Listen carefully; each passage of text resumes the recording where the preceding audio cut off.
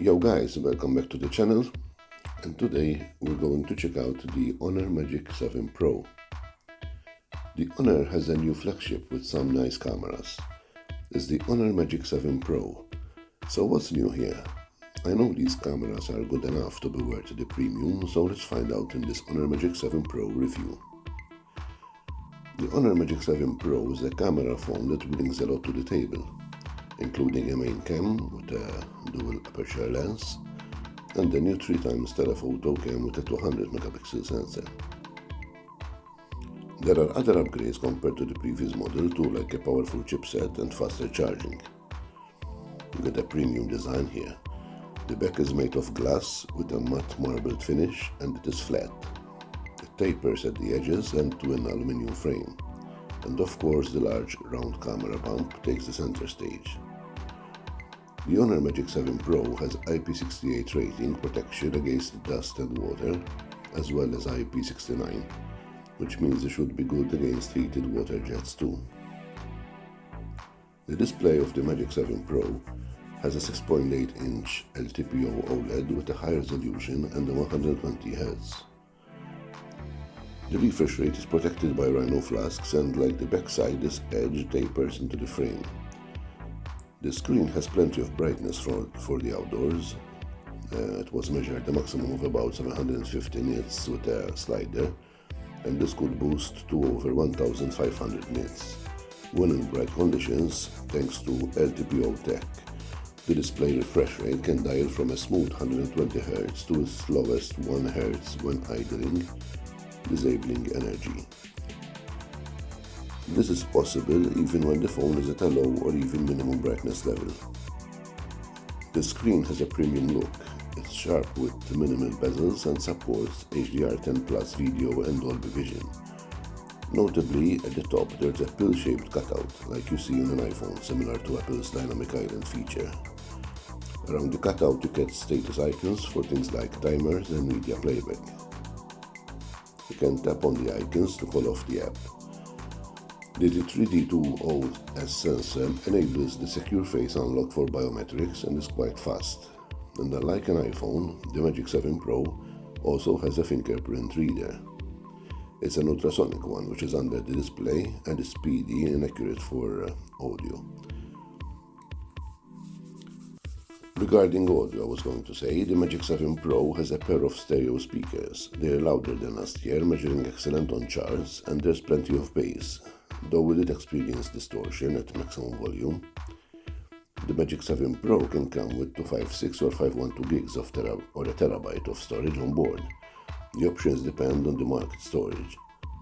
It isn't expandable though, through microSD card, and the interface of the phone is the latest Magic OS 9.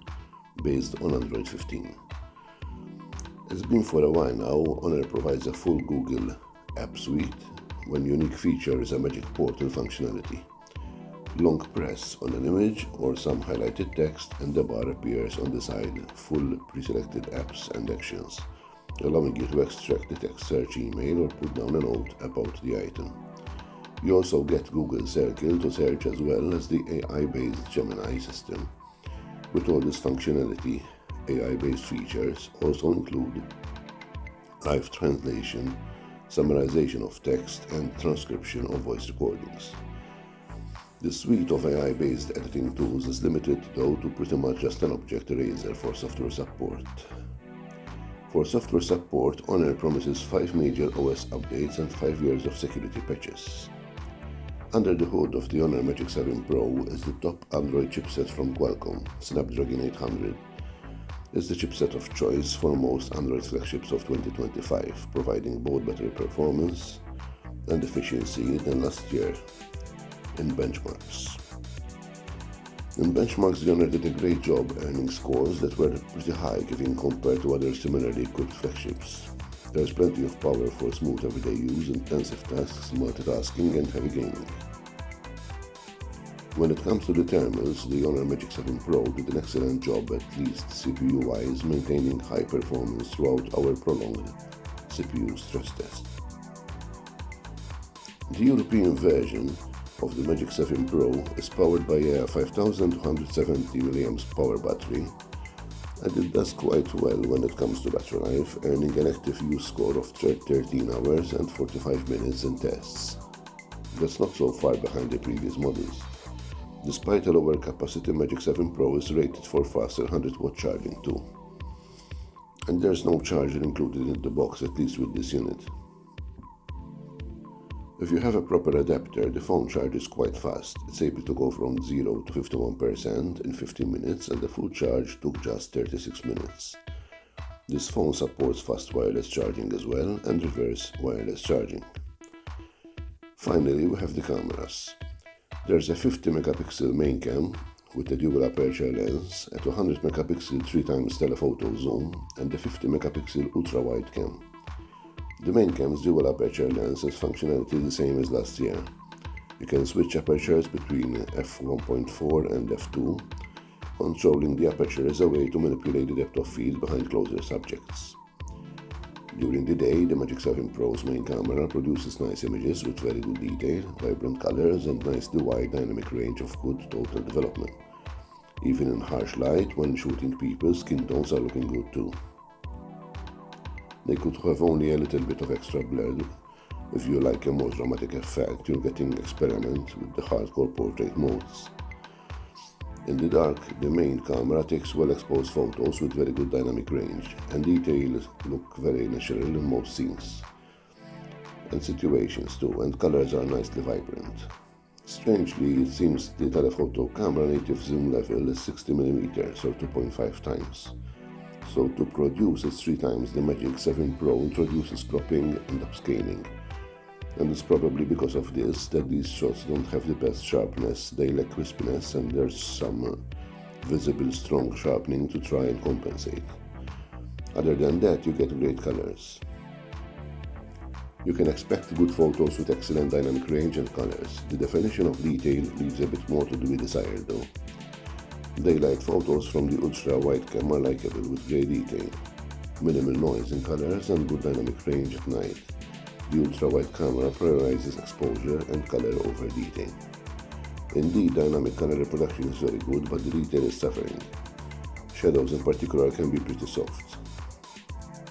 Selfies from the Magic 7 Pro is 50 megapixel. Front-facing camera is superb. There's a ton of detail with organic rendition. Colors are lively and lifelike, and the dynamic range is excellent.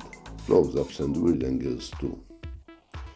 The Magic 7 Pro records videos to 4K at 60 frames per second with all of his cameras, including the front-facing one. 4K videos out of the Magic 7 Pro have excellent dynamic range and great color rendition, both in terms of white balance and saturation. Actually, that applies to all of the cameras, not just the main one. They are all nicely matched. The only complaint is that DTL is a bit more processed than we like, but the results are still solid. Overall, the Magic 7 Pro's main camera maintains good dynamic range and colors in the dark, even if detail was just alright.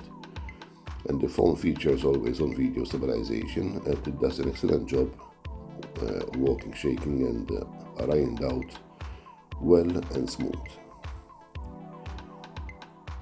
So there you have it guys, the Honor Magic 7 Pro. It's a nice flagship all around with a great screen, good battery life, and solid cameras. It has 3D face unlock, which is rare to find outside of an iPhone. However, when compared to last year's model, not a lot has really changed. The charging is a little bit faster and you get a new chipset.